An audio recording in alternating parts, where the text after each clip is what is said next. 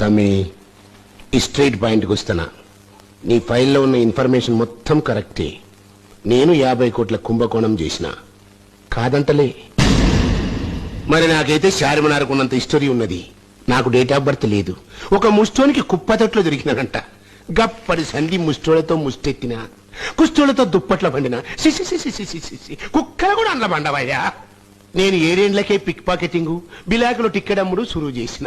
దొరికితే దెబ్బలు, లేకుంటే పైసలు. నా పైలి మర్డర్ ఎప్పుడు చేసినాననుకున్నావు?